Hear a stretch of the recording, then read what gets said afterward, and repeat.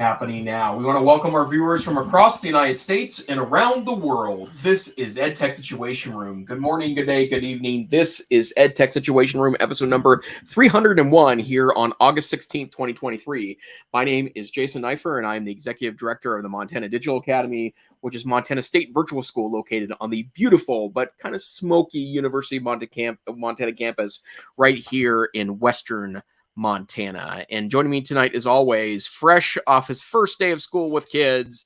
Good evening, Dr. Fryer. How are you tonight, sir? Good evening, Jason. I am doing well. I'm glad to be back. Thanks for understanding last week. We were actually having kind of a big week in Colorado, and it's good to be back. So how is the weather in Montana? Is it smoky? It is very smoky, and also it's really hot. So it was 100 degrees yesterday. I think it was a little cooler today, just 96 today, and it's supposed to be that hot tomorrow. I think it's going to cool down a little later this week.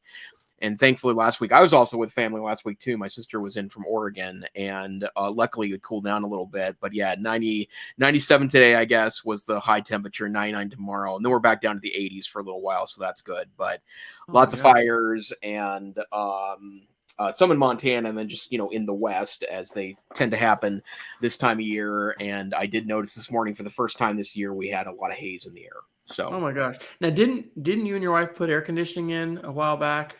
Or have you always had air conditioning? Yeah, specifically for this reason. One of the things we did during the pandemic was we put AC in part because we were fine. Our main bedroom is actually in a basement. It was the bottom part of a split level in addition in our house, and it stayed pretty cool at night, so that was okay. And we just get a window fan and call it good. But once the smoke started becoming a yearly reality in Montana, you can't open the windows and put a window fan in, because then you start to cough yourself to sleep. So we decided to go in that direction, and that was very helpful to us, because now we can utilize that, especially when the smoke gets thick. Yeah, absolutely. Well, I appreciate you doing the yeoman's work of articles, and I'll probably follow your lead here. I've got a few to put in. So, but let me ask you a social media question. Yeah. What does your social media use look like currently? Are you posting to several platforms? Is X still the place for you? That's such a dumb name. Yes, Twitter's still kind of my main location right now. And I'll tell you, one of the reasons why it's a little challenging for me is because I use Buffer to post to multiple locations, and you can, and I read most of the things on my phone or my iPad, so it's not like I'm sitting on a computer or anything. So it would be pretty easy to click a button and post it to Threads, for example. Although I guess I couldn't do that on a desktop, but Threads, or certainly you could do that with Mastodon. And Buffer does have a Mastodon feature, but I have to pay money to add the platform. And other than just I'm not really connected to that many people on Mastodon. So, I'm convinced that Twitter is just going to look different enough that at some point the conversation about EdTech moves elsewhere. I just don't know what that successor platform looks like. And I would say I was very interested, Wes, in your comment a couple weeks back that some of the folks in your circle are moving to LinkedIn. And I have been spending more time on LinkedIn. And part of that is also, my position and where I'm at and how I engage with others. LinkedIn is actually a place where a lot of good information gets posted that I want to review. So I'm fresh for my needs. But I also enjoy LinkedIn now, and I'm also posting more information there, and that is in my Buffer account. So I'd love to see how it plays out in the coming weeks and months. But what about you, sir?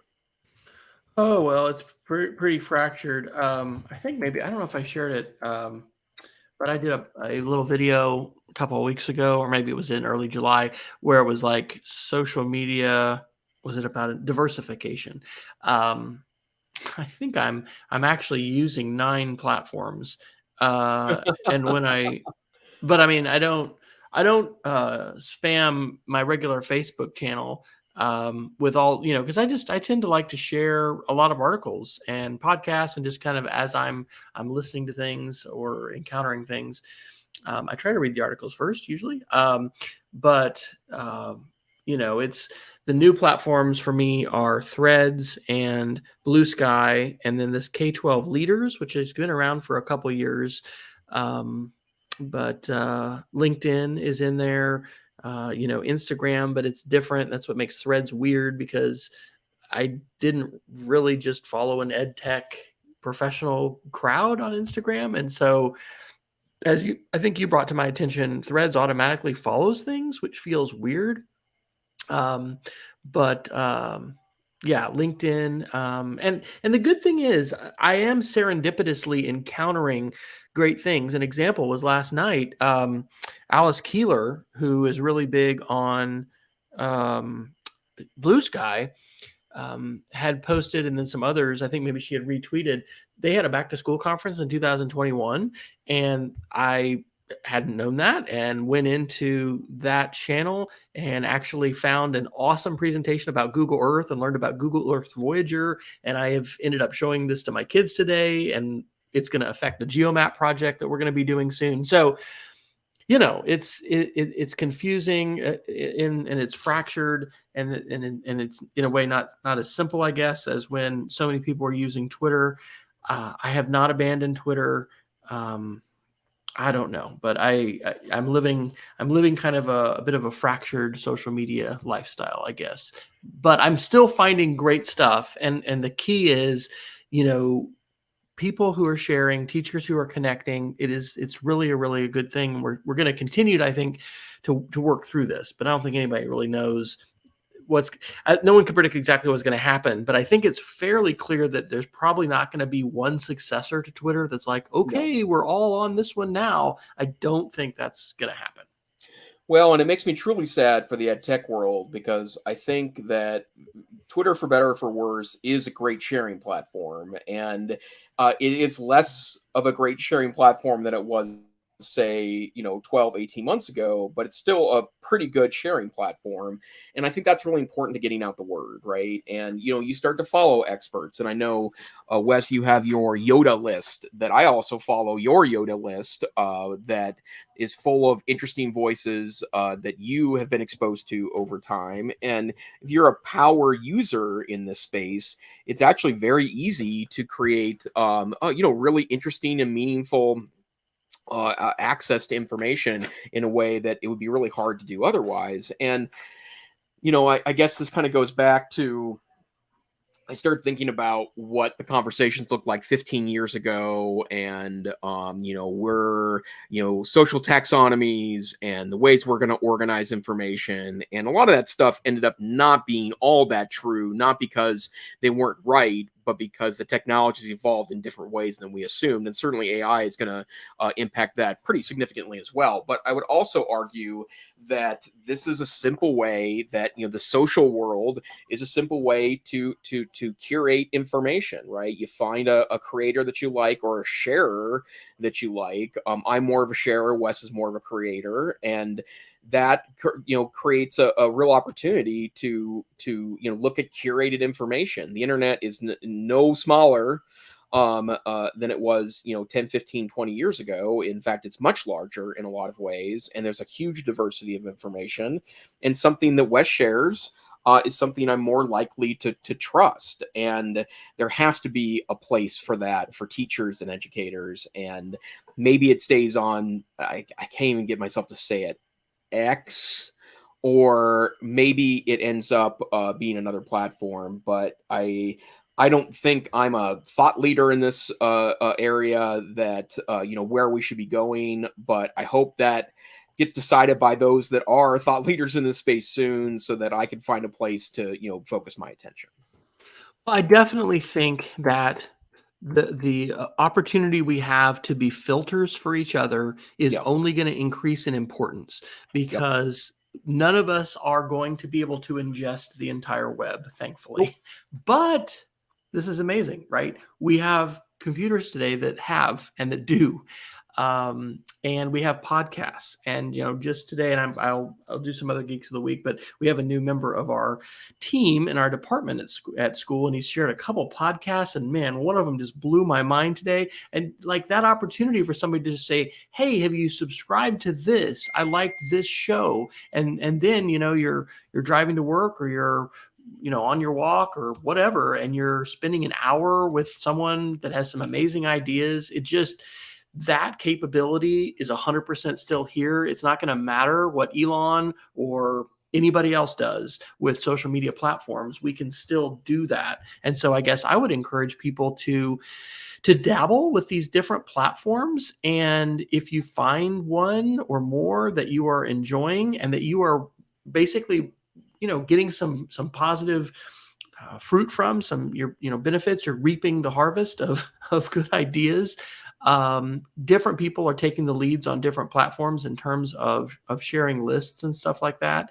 And so I think it's just in many ways harder today because, it's confusing. But and I'll say one more thing. Twitter, one of the things that's so cool about Twitter, I'm just going to call it Twitter because I don't want to call it by the new name, was that it is still to a degree, you can contact authors and journalists and let people know that you're listening, and even ask a question and get feedback, and sometimes be amplified by them. But I know that as a creator as well as sharer, I mean, it's really cool. My wife and I have been doing this like mostly Sunday night, although we've skipped a bunch of weeks, but we've done like 17 episodes or something about being empty nesters, since January. And there's a friend of mine who I'd met in Memphis. I think he's down in Georgia now, but I mean, he recorded this long. He's recorded a couple of times, some feedback for us. It's super, super cool. And it reminded me of Bob Sprankle and David Warlick and early days of podcasting.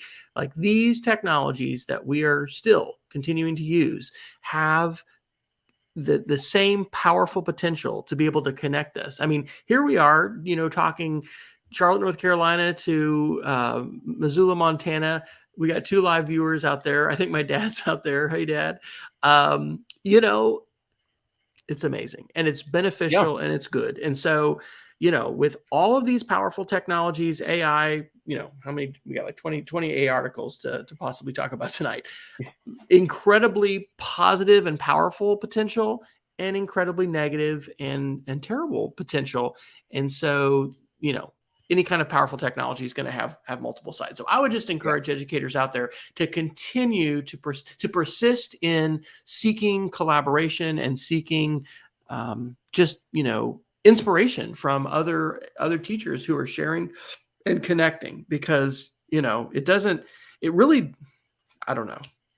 It's a positive thing to me to think that, yes, bad things have been happening to platforms and people being replatformed and whatever, but that does not need, and I do not believe it will stop our collaboration as educators and our ability to be more and be better because of the ways that we connect. And I just encourage people to keep finding ways to do that. And that's honestly, hopefully this podcast can serve in that role for whoever happens to be listening, with the links that we share and the things that we're running into. We're being filters for each other, and then hopefully for others too. And that's a positive role. Yeah, totally. And the bottom line for me is, I mean, it's just, I'm not even entirely sure that I could have imagined the world that we're in today, even though I have been a user of computers for 35 years, really. Is that right? No, it's been longer than that, actually. It's been closer to 40 years. And, when I think I've talked about this a little bit in the past. My mom was a bookkeeper and was one of the first people in our town to really adopt computerized accounting. And this is like not even like PC days. We were using a CPM based machine, called a K-Pro 4 at the time, with 2 8-inch floppy disk drives, and just wild stuff. But so I've been around for a while in this technology, and I remember 15 years ago when I sat with colleagues, my colleagues from across the state, and rewrote Montana state tech standards during that time. That I was really fascinated by the notion of Ustream.tv, which Mm-hmm. has evolved and became different tools and eventually shut down. But now, this podcast that Wes and I put on together, we are able to do that in context of we are live broadcasting from almost coast to coast with each other. We get an hour each week to talk through issues and work things out in technology and push and challenge each other. And we are to a live audience, which if you told me that 20 years ago, sorry, if you told me that 20 years ago that this is where we be at, I would think that was insane. And I worked at a TV station in high school. That was my high school job. I was a production assistant for the NBC affiliate in Great Falls, Montana. And I was totally into the 9 satellite feeds that we had. I thought that was wild. I had a prescription, And it was, yeah, that was, and it was totally wild. And so yeah, let's not diminish the connections that we have. And even though these platforms are likely to change, and who the heck knows what AI is going to do to all this, right? It's clearly going to evolve all these tools in some direction or another. But I am really, I think your message, Wes, that we need to stay connected with one each other to have these conversations and push and help each other, I think is a really important one. I will assure everyone, we will get to some articles tonight. By the way, if you want to go to edtechsr.com/links, you can get to the articles, which we may discuss. We'll discuss some. But 2 quick things. I had a very positive StreamYard experience because of, thanks to you for our past 300 episodes. One of the things we were going to Colorado for was to inter my mother's ashes in the cemetery at the Air Force Academy. And when we had her funeral in February, the church recorded her memorial and gave us the video, and I actually put it on YouTube, and it was really wonderful for other people to see it. In fact, for my dad, I think he's seen that multiple times. It's been really positive. And so similarly, I thought, I wonder if we could live stream this with StreamYard. I'm going to give it a shot. Well, that was going to be on Friday. Wednesday, our youngest daughter was graduating from basic training at the Air Force Academy and having a parade. And it turned out there was no live stream. So literally that morning on the way, I had my daughter on the computer, helping me out. I had made a little thumbnail, created the StreamYard links. I'd already connected my personal Facebook and YouTube to it. And so literally we had viewers watching this parade on Wednesday. And within a day, there were like over 1,000 people that had viewed it on YouTube and a lot on Facebook. And I don't know how many. But yes, the platform is just phenomenal. And 5G connectivity. In fact, I drafted a post that I didn't finish. I need to finish it this week, kind of tips. Because in 2007, I went to Pearl Harbor, Hawaii. And we had a little collaboration with our PBS affiliate. And the goal was to do a video conference, from Fort Island live with survivors of the USS Oklahoma and the Pearl Harbor attack. And we did that. But you couldn't live stream from a phone because they were still on edge connectivity, and Honolulu was just getting 3G, and it wasn't very good. And so anyway, it's fantastic. And the other thing I want to say, you've talked a lot, I think you said before we started, about AI in the last few weeks. Can you summarize for us? This is a good synthesis challenge. Yeah. You've been doing some challenges, and you've been doing some presentations. Yeah. Has this helped you synthesize that as far as our conversations here, and kind of what it has? Yeah. And the thing I would report, so I've talked to several administrator groups over the last few weeks on AI. I was at the Mountain Moot in Helena, a conference that Wes has virtually been to before. And wonderful conversations. And the thing about AI that's interesting is that, and I actually had a good friend of mine who's a tech director in a larger school district in Montana. We were texting back and forth last night, and we're going to get together next week and chat AI for a little while. And he said that he's found that short conversations are of almost no use with AI. That if you can't get in the muck pretty quick and dig on it, you're not going to move forward on it in your head. And I think he's absolutely right about that. And just shouting out some of my colleagues in this space. The one I think about a lot is John Fila from Minnesota, who is a great distance learning leader in his own right, but also has done an amazing job, I think, of trying to challenge us to think about AI in a different way in classrooms. And where I'm at with this right now is that I mean, I don't think we're prepared for it, but to be honest, I don't know how we could be. And I think one of the things that's really challenging about 2023 is that we have some other things going on in education right now, right? Large challenges to the model of schooling, and certainly a lot of post-pandemic stuff is still lingering, and all that is a really challenging thing. But the message I've been trying to give is you need to understand where this is going. You need to develop policies and conversations around it, but also know that there's no magic button for you to push to fix this. And in fact, it's a conversation that starts now and probably doesn't end for several years. And in my mind, I feel like in a lot of cases that we didn't have that conversation with the internet, right? The internet went from zero to available in about 4 years time period in many schools, not most schools, and certainly not all schools.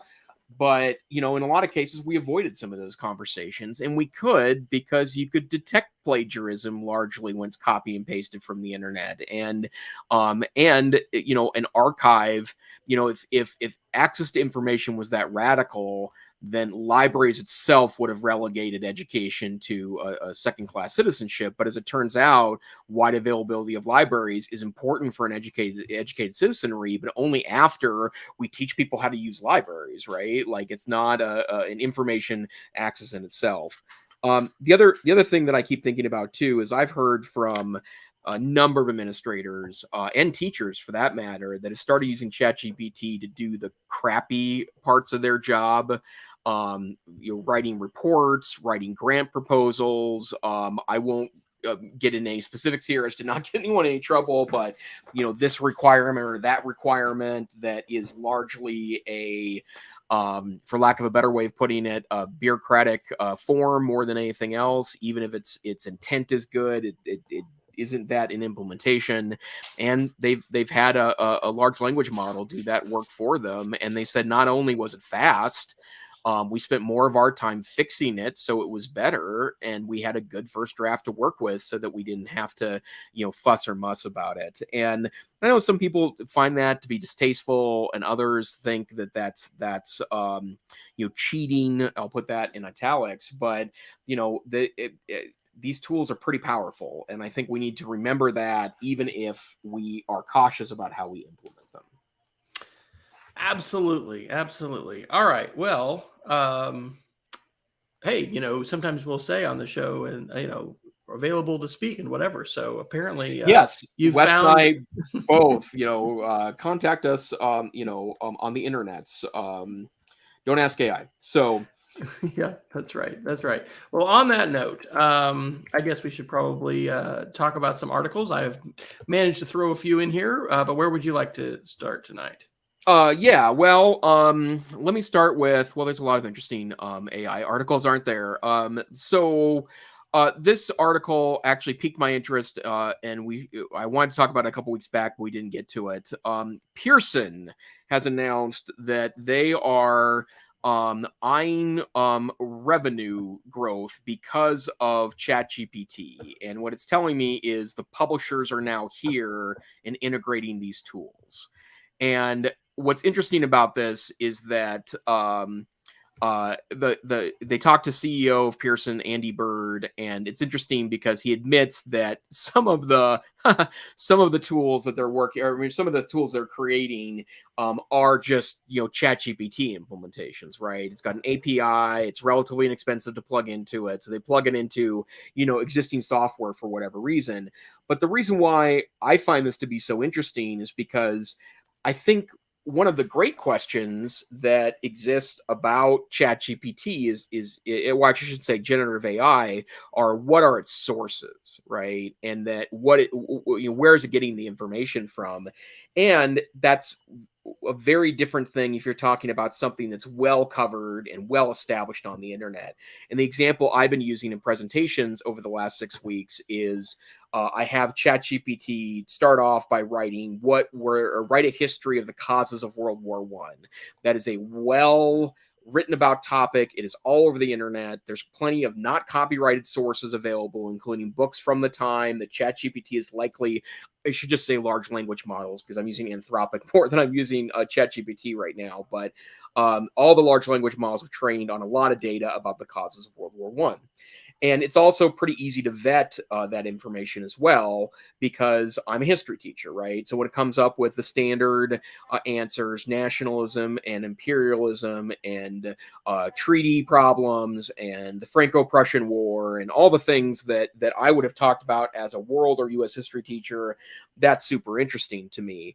But when you get to a more narrow topic or a more modern topic, then a lot of that history is suddenly up to interpretation, right? Like if you ask for, write a history of the Obama administration, that I know how I would write that. And I would also guess I would know how probably a neutral historian or dare I say, balanced historian might look at the Obama administration. But if you ask ChatGPT to do that, there's some pretty diverse views out there. And if it disagrees with you, you might scream bias at that point. But imagine for a moment that someone who has a lot of text available written by, and I'm going to put this in quotation marks, experts that have written a high school aged U.S. history textbook or a middle school age U.S. history textbook or a college level U.S. history textbook, can use that to limit the access to what it's pulling from in the large language model. That's suddenly a lot more interesting. And I think that, and I'm sure this is where Pearson's going with this, that you can trust, I'll put that also in quotation marks, the Pearson product, because we have these scholarly written books that it's basing the answer off of. Yes, they're plugging ChatGPT into it, but that's only to learn how to write and analyze, right? In the end, you're pulling from, the Pearson books. So I thought that was a really interesting article on that tells you that stuff is about to come in this arena. Absolutely. And yeah, as the publishers move in, things are going to change as they frequently do. Yep. I put this one, I thought I could have almost done this one as a Geek of the Week, but I put this one under AI. This is the best podcast I have listened to about AI to date. So it is just phenomenal. Larry Lessig, who many will recognize because of his work with Creative Commons, but also with other things too, including a fight for transparency and, I would just say representative democracy, interviewed Tristan Harris. And Harris is the former design ethicist from Google who, with others, put together the Social Dilemma documentary a couple years ago that really gained a lot of traction. And I think it had some records for the number of, views as a documentary that it had. The title of this, and this is in Lessig's podcast, Another Way. This is a preview from a book that he's working on. It's called Taking Seriously the Threats Posed by AI with Tristan Harris. It's from July 21st. Actually, and back to our social media conversation, I learned about this through LinkedIn, and I would have to think carefully, and I'm not going to be able to get it, of who I heard it from. But anyway, that's an example of, oh my gosh, I found this from LinkedIn. Oh, I found this from, Blue Sky or from somewhere else.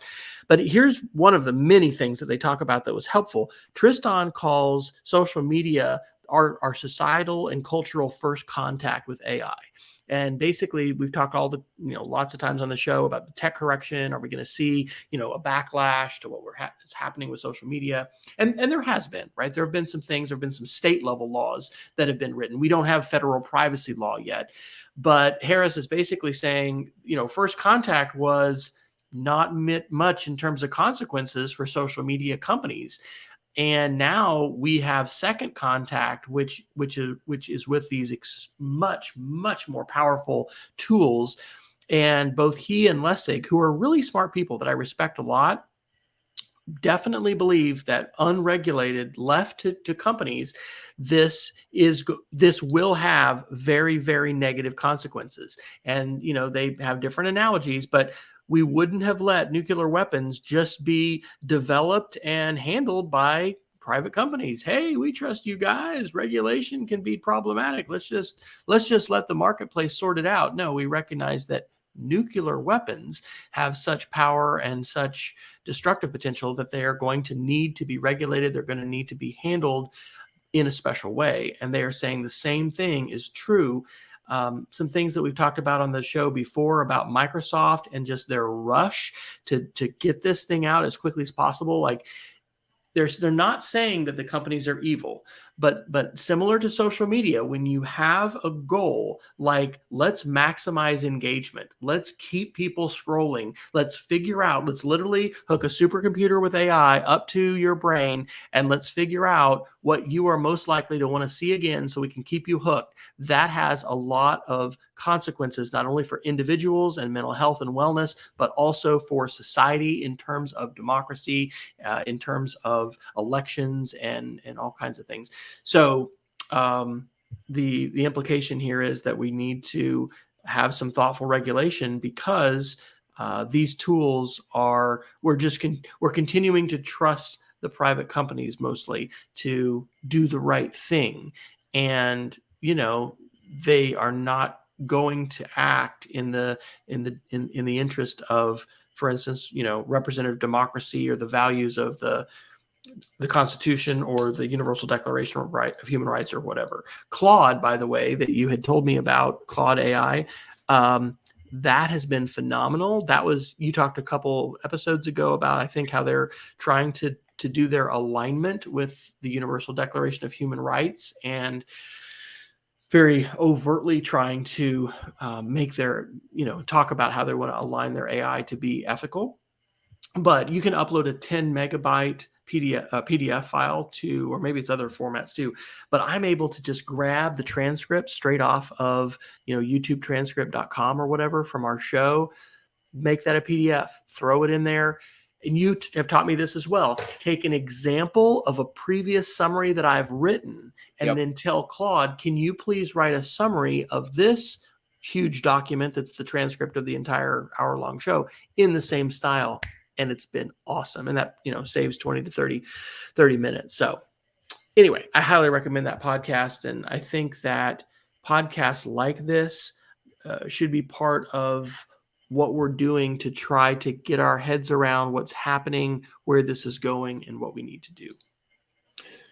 Couldn't agree more. And by the way, and Claude 2 from Anthropic is unbelievable. And somewhere in me, I really wish, Wes, I had your discipline to sit down and write and create more, because I have a something brewing in my head about how constitutional AI, which is Anthropic's notion of adding guardrails to AI to make it a little more to make it mindful of the ethics that they want to be able to compete, including the Universal Declaration of Human Rights. My idea there is that constitutional AI is also probably the way we can create an education-friendly AI tool, that we don't want the work of learning to be done by an AI model. Yes, there's certainly a lot of places for it, and there's a lot of ways that AI could be an extraordinary enhancer to learning. But the bottom line is that we don't want students to copy and paste a prompt into an AI model and say, write it for me. So I keep wondering if what constitutional AI means in education is if, we have some control in the background of what the AI model would do. So you have to use our AI model. It's a education focused one. And so that's what we're going to ask you to do in this particular context. And with that information, we're going to say, you can brainstorm with this, you can use it for whatever you want to, but it's just not going to write it for you. It's going to always answer back, no, let me help you write this by brainstorming or working through an editing process with you, or being restricted until you feel as though that a student is ready for having to write something for you, maybe if at all. and then go from there. And I've heard a lot of reference to a pretty common refrain from the last 20 years that assessment needs to change in classrooms to make it not Googleable, right? That's a pretty constant applause line at most EdTech conferences. And, and there's something to that, although I think it's more nuanced than that because of learning science. That's the problem with AI in this context, is that if you can't Google it, you probably can chat GPT it, right?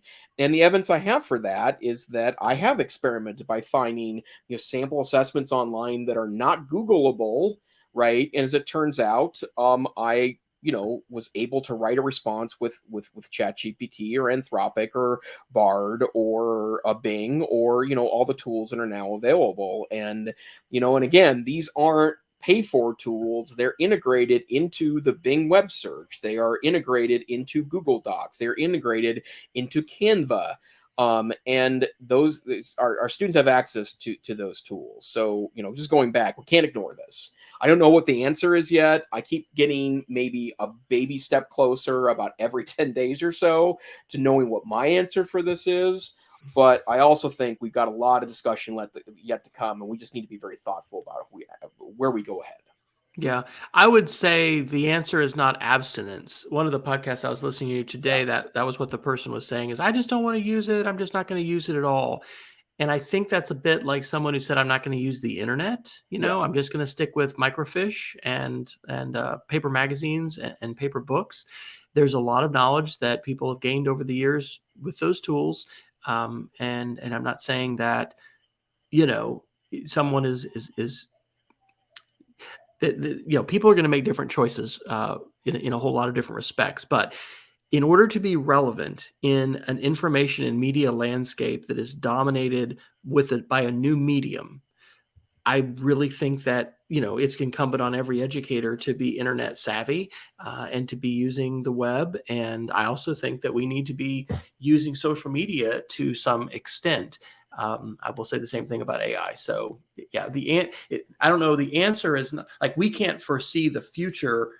How much job displacement are we going to have? What is this going to mean for the economy? And is this an existential threat to democracy in our society, in our world? We don't know. AI literally has the possibility. We're right now, with climate change and the heat waves. We had the hottest July on record ever. Like, literally, I think AI could announce, could figure out a very novel way of capturing carbon from the atmosphere. And we could potentially, that could be a real game changer for us, for the planet. Yeah. At the same time, I'm listening to right now a podcast that's talking about, and there's a TED Talk I haven't watched yet, but about neurobiology and AI and the way these tools are being used, and how, did you know this? I guess a lot of companies are going to start sensing brain waves and brain activity out of earbuds and headphones. And there's just, oh my gosh, some good and some bad. But, I think that, and can we handle the speed of change? Well, and that's just this is such a rabbit hole. Everything about this topic is a rabbit hole, which is the reason why we can't seem to get through more than 3 articles a week as of late. A couple thoughts. The first one was that when I was doing the research for my dissertation, and my dissertation was about intelligent personal assistants. So think Siri, Madam A from Amazon, the whatever the Microsoft one was called, and it's like that's where it kind of places in history, sadly, but Cortana, excuse me. So and I studied them, whether they created more engagement in a classroom. It was experimental design. I had a control group and an experimental group. So I was able to measure a measure of engagement. And I don't know if that was the right thing to do or the perfect thing to do. That's not really what you're working on in dissertation. You're just trying to practice the skills of a study. But one of the things that I started digging into when I was trying to find some sources to help me interpret my data was not only was Siri and the other like intelligent personal assistants generally considered to be stagnant at that point, which I think I used to help explain the suggested data that said that students weren't impacted either way from that standpoint, right? But also, I started experimenting within some concepts of, direct brain interfaces. And I think I think they were Norwegian researchers that were looking at ways to and what I talked about my doctoral advisor about was this kind of crazy notion. I've never liked the, don't learn something that you can't or that you can Google, and in part because there's a million things in the world that say knowing something's better than Googling something. Now, if you don't know it, Google it. That's not what I'm saying. But if you have a choice between learning something and not learning something and waiting to Google it, learn something, right? That's what I would argue to you to be able to really explain things. But imagine for a moment that there's an interface with your brain that not only was able to detect where you didn't have enough background knowledge to make sense of something, to where it could automatically generate that information for you, maybe even insert it in your brain. I mean, this is some real, red pill, blue pill crap that I'm talking about here, right? But that's that's not out of the realm of possibility. And I think it was an article that we didn't get to, but security researchers have warned that there's a way now for people to listen to you. Like, you've probably heard a colleague typing on a Zoom meeting before. I've been caught typing on more than one Zoom meeting, so I have to mute a lot. I know that's what's happening in the background with your right now mute too, Wes. The the idea here is that you can listen to, especially a louder keyboard, and be able to tell what words and letters they're typing, right? And if you can imagine AI models that can sense all this information and make sense of it, and then deal you back like it's some real like Skynet. It's not a tumor. It's real next level stuff, and this is not in 2070, right? Which, by the way, thank goodness, I'll be long gone by then. But it's in the next year or two that they're talking about prototypes of this stuff. Yes. Well, and I might be able to do it as a geek of the week because I haven't finished the podcast yet, but the one that I'm on is right along those lines. So it's the connection to biotech. Okay, let's do a few more articles. Can you talk about the secret Google project Gemini? Do you want to do that article? Yeah, so from Chrome Unboxed on August 16th, so today, they talk about that Google is really, really, really doubling and tripling down on its AI plays, and they are citing the information, which is a wonderful source that costs money. So I know a lot of leaders do subscribe to the information. It might get to a point where that's worth it to me someday, but in my media budget. But they're talking about a new project called Gemini. Quoting from the article, it's an initiative led by Sergey Brin, one of the Google co-founders, who has kind of rejoined active stuff in the company, that he'd be plugged in with AI at the company, as well as a senior researcher behind the Google DeepMind. A handful of folks in the Google Brain are also on the project. All this on one plate just goes to show you how serious Google is about AI. And it's interesting because if you look back in the archives of our show, we talked about things like Google was getting in trouble because they fired someone who was ringing alarm bells about AI and ethics about AI. And then, of course, Google is seen as a distant competitor at this point in comparison to ChatGPT and other large language models. And, that said, Google, my understanding is that Google has been really aggressively researching AI for its 25-year existence. So they have a lot they can bring here. And AI drives search and it drives speech to text. And yes. There's a lot of things. The LLM stuff is sort of what arrived on the scene in November and is so new. But yeah, it's AI has been a part of this landscape for a long time. Yes. It's just that with the LLMs, and there's like a critical mass, I guess, with the neural nets and the ways that these have been engineered, that we're just seeing this explosion. Well, and a lot of companies backed off of neural nets, including I think it was Apple's one company at one point said it was just not worth their time because they thought it was too resource intensive to get to this point. And I have read that a couple of times in the last 6 weeks. And that's interesting too, from the standpoint of again, this stuff is happening pretty darn quickly and surprising even the nerds. In terms of resources, quick story, Cheyenne Mountain. I don't know, did you ever watch Stargate? Were you ever a fan of that? My wife loves Stargate. Yeah, absolutely. Okay, right. So Cheyenne Mountain is where NORAD, the North Atlantic radar, basically where they track ICBMs, and they're supposed to there's so much kiloton nuclear warhead they can withstand.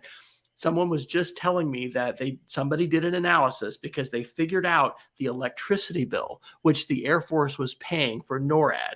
And based on that, they were able to calculate the supercomputer capacity that they have inside the mountain, and that it's like more than New York City. Yeah. So vast. And that's military. That's not Google. But you can be rest assured that Google, is not sitting back on all this. No, absolutely not. And one of the points they make is that this is probably going to be closer to Microsoft's Copilot. This is what Google's going to do to make Copilot a reality. And we haven't talked much about Copilot on the podcast, but that's going to be the professional tool set, the name of the professional tool set that Microsoft is going to add to Microsoft 365. And I think it's priced at $30 a month. Maybe it's $50. It's not dirt cheap, but not radical either. It's not like they're charging $199 per seat for it. And I think it starts off with business accounts and not personal accounts. But the bottom line is that at some point, I think there's going to be 4 or 5 of these kind of suites of tools. And I'm almost certain, based on the information we have about Apple working on this, that they're going to have something that works in their suites too. There's an article a couple weeks back that we didn't get to, but I know that apparently Google is working on directly integrating generative AI into Chrome OS, not just the browser, but the operating system, which makes Chrome OS that much more interesting to me as it evolves as an operating system. But yeah, a lot of interesting stuff here, and certainly, a lot to come. So I'm going to say something, hoping that a terrorist is not listening to our show. I've listened to a bunch of podcasts about the Ukraine, and I was listening to I think it was a U.S. Air Force 3-star general and a air marshal from Britain talking, and they were like, well, we don't really want to give Russia ideas. And anyway, they were limiting.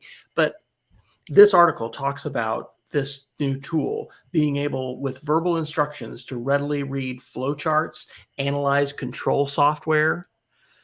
The capacity for bad actors to do incredibly sophisticated things, it's just going to be staggering. And so this is why Larry Lessig, Tristan Harris, others are saying that we need to be careful to try and get this right, because there's a lot of reasons why people are racing. And this article is an example of it. Google is racing to beat Microsoft. The companies that, OpenAI actually wants regulation to happen now because they don't want there to be too many players. And if this gets regulated now, the barrier to entry is going to be high and there will be fewer players, but it'll be honestly easier for the government or international organizations to regulate a fewer number of players than a large one. But anyway, great article, good find. And it just kind of feels like we're holding on without anybody driving. Yeah. Yeah, that's kind of how it feels like for me too. And to be clear, like, obviously Wes and I are interested in the educational impacts of this, and there will be profound for sure. But at the same time, let's not forget that this is probably going to change just about everything. So I really do believe it is. Okay, what are we doing on time? Why don't we you want to hit it? Can we do a few other articles? Or do you just want to stay on AI? Well, or you can do another one. Keep going. We'll quickly go to the top of the hour here. We got about 13 minutes. So this is an interesting one. And this was from a couple weeks back, but ChatGPT has a new feature that I think might be really useful to teachers. It basically allows you to get into the settings of ChatGPT and explain who you are. So, and why you're using ChatGPT. And so this is from The Verge on July 20th. And essentially it's a dialog box in the settings, and you can say something like, I am a 4th grade teacher that's looking to utilize or use to create classroom materials, and so my materials need to be aimed at a 4th grade learner, and then it just remembers that in perpetuity. So if you are really generating, they call them custom instructions. if you're really generating a lot of information that's consistent, the way I do that is, I create a text. Why I use Simple Note for this. I to post all my kind of instructional pieces on Simple Note, just copy and paste them in ChatGPT. But it asks 2 questions in the custom instructions interface. What would you like ChatGPT to know to provide you better responses? And it gives you some quote unquote thought starters. Where are you based? What do you do for work? What are your hobbies and interests? What subjects can you talk about for hours? What are some of your goals? And then it also asks, how would you like ChatGPT to respond? Should you be formal or casual? How long or short should responses be? How do you want to be addressed? Should ChatGPT have opinions on topics or remain neutral? And that's really interesting, right? Because if you are generating content with ChatGPT, like case studies or something, then you might be able to add in, tweaked instructions over time that make it a lot quicker to do so. This is the customization of the engine to a greater degree than we've seen before. And as we've talked about Google Bard and all the things that many of us put into Google Calendar, Gmail, documents, and the AI being able to ingest all of that and then know us, there's a tremendous positive potential there. For instance, for it to be an email assistant, I think I might dance a jig at the point, and I think it will be coming, that Google is going to come up with some kind of phenomenal AI email assistant that is going to really help curate vast amounts, and we'll be able to do it verbally and say, hey, Bard, blank, do such and such to my email, and working with vast amounts of email. So I think that's coming. But me too. Yeah. Okay. Let's do, we got about 10 minutes. Here's a positive one. Here's an Apple one. Okay. This is 9 to 5 Mac on August 9th. Family rescued from wildfires in Maui thanks to iPhone's emergency SOS via satellite. A few shows back, we did a article that was about, I think, some hikers in Utah, some college-age kids that were out. They were out of sight of cell coverage. Somebody fell down some kind of slot canyon or something, and somebody had an iPhone 14, was able to point it at the sky, and a helicopter came and evacuated them. And similar, there was some folks that were outside of cellular coverage, and the emergency SOS on the iPhone 14 bailed them out. And so, yay, there's a good example of Apple technology. And by the way, did you ever? I started to watch tonight, and I watched about a third of it.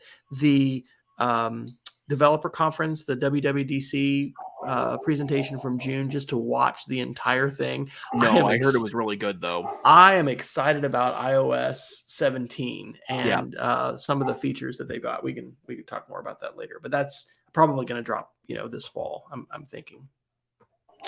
Let's see. Where do you want to go next? Here's one I want to talk about. This happened in early July, and I think it happened during, or maybe just after ISTE, but Wakelet has announced that they are no longer offering free Wakelet in the way we're used to.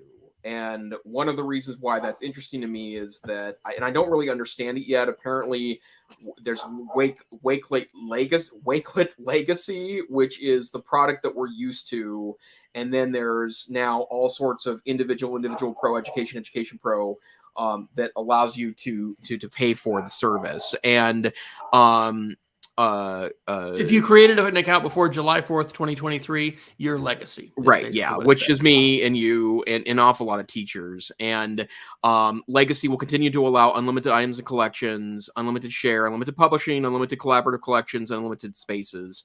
My guess is that at some point this stops too as well, right? Just because of the nature of how this has worked with other tools in the past. But the reason why I mention this is because, and they did do a blog post on this, is that they do come to terms with the fact that, they pride themselves on being a free platform. Over the last year, we've spoken to so many of you in the community, the teachers, the librarians, the tech coaches. Thank you for all the feedback. And we're going to introduce these new changes. The premium plans will be the first to get, premium features and yada, yada, yada. And they say it very plainly. Building a platform like Wakelet comes at a cost, especially with an ever-increasing number of students and educators using it across the world. The engineering involved in creating the solutions you love, along with the support we provide for this incredible community, is something we want to continue into the future. But they need an income source for this. And I just think that this is yet another example where the free internet is largely dead. I don't think Wakelet ever had an advertising model, which is one of the reasons why I was using it. And I haven't stopped using Wakelet for sure. And I'm happy that they're allowing us to keep the legacy accounts at least for some time. But it just changes things. And again, this is not an anti-Wakelet thing at all. I think it's one of the best tools available. It's a really wonderful way to share a large group of links with all sorts of interesting pieces behind it. And I think this is an interesting piece. And so I don't think they quote. Oh, they do. So there's still a free account you can get if you don't have one yet, but it's limited to 3 collaborative collections, and then you can only publish 4 collections. So you can use it as like a personal piece, but not as a that way. And then you have to pay $6 a month for that. And they don't have any pricing posted for the education versions. You're supposed to email them for a quote. Which suggests to me that maybe they don't know, or it's too much, so it's going to freak people out from part of that. But yeah, I thought that was an interesting development, and it just tells me, which has been really true for some time now, the free internet that we're used to is just not really the way it works anymore, and you're either paying it through advertising or actual dollars. So that's a good segue to my article. You need a Geek of the Week, sir. So if you wanted to thank you. toss that in there. So this article on that note is from Substack, and I just love this. The article is called "A Better Internet for Readers," and it was from August 10th. I'm loving Substack, and in the course of working through the social media fractured landscape of all these choices and whatever, I have started to use the Substack app and to read the folks that I subscribe to. And I don't think I'm paying anyone yet, and I'm very, very close to a couple folks of subscribing. Angry Planet probably, and then Steven Johnson are 2 folks I love to read. Casey Newton is one I enjoy listening to with Hard Fork, and I was just looking at an article today that was one of his subscribers only, because we have a Substack right now. Ours is just free. We haven't done anything, and I don't think we have any plans to do anything different with it. We're using it as a way for people to get the links we talk about and those we don't talk about in your email. And so, hey, sign up for our Substack. But you have, as the Substack publisher, number one, it's free. So the reason I moved my newsletter that I haven't written on in probably almost a year is because, like MailChimp and these other mail things, you have to pay, this monthly fee. But Substack has a way of monetizing. And basically, I'm really enjoying the reading experience. They mentioned Google Reader in this, and those of us that loved Google Reader. And so it's almost a Geek of the Week. I just recommend, if you haven't, check out the Substack app. It's also great the way that it recommends related Substack writers. And it's really enabling, I think, a large number of journalists and writers to be able to get supported with micropayments. And it's a really good reading experience. So great article. Substack's awesome. And I think the app is great. And I've only started to use that over the summer, and I've been really happy with it.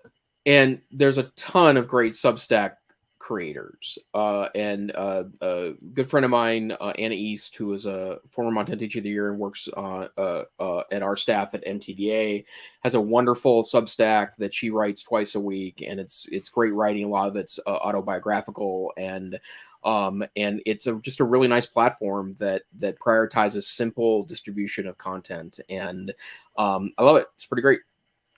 Here's another quick one. This is from your kind of neck of the woods up there in the Pacific Northwest. This was the Seattle Times on August 8th. I thought this was pretty interesting. It's been a while since we talked about January 6th or any of that stuff, but far-right Patriot Front members sue leftist activists for allegedly leaking their identities.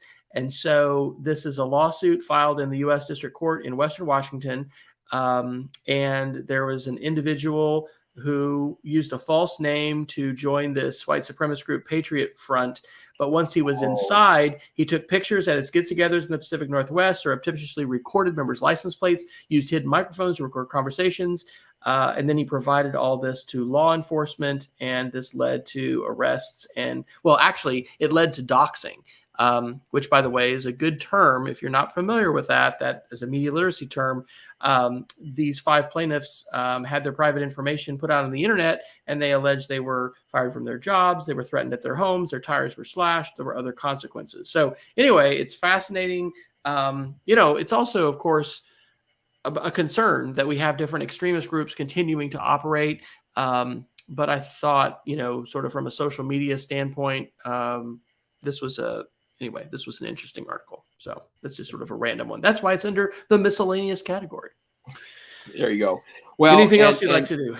Well, I'll just mention about that particular piece too, that lawsuit's super interesting to me, because it seems like that there are a lot of folks that just don't have a consistent view on what's appropriate and what's not, right? Like doxing's bad if it's aimed at you, but it's not bad if it's aimed at someone you don't like, sort of a thing.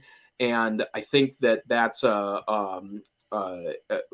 have a lot of tough conversations to come. And, with the court system right now, with historically low approval ratings, it's our only avenue for doing this. But I hope we're able to have these conversations meaningfully and draw the lines that we can all agree with.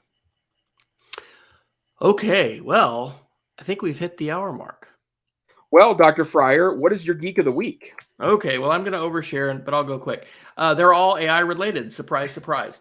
How do you pronounce this? Stealthy. This fellow, who now has video as well as pictures, is on Twitter, Instagram, and TikTok. And it's not really his person, I guess. He's created it. Has himself in all kinds of different places.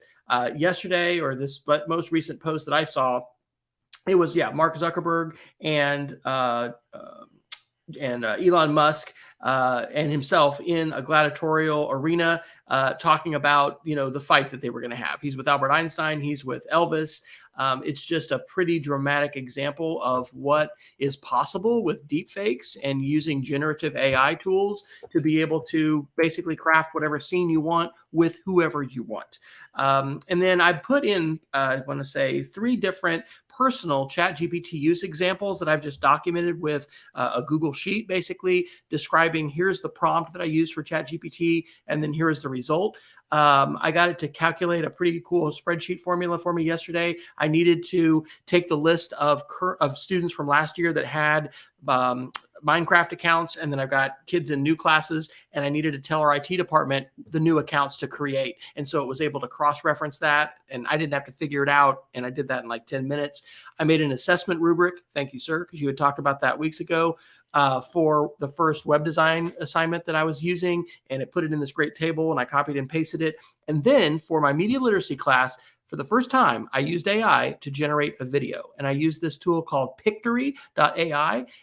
It took me about 20 minutes because I didn't like it exactly, and so I had to go in there and change some labels, and I changed some backgrounds. But I took my syllabus, which is about a 3-page, almost single-spaced document, threw it into Claude AI, said, write me a short, approximately 60-second script for a video. And then I put that video or put that script into Pictory, and here's the video. And it's not too bad. It's reasonable. And it's got live action, B-roll footage with the words, and then an AI voice that comes in, and which I chose.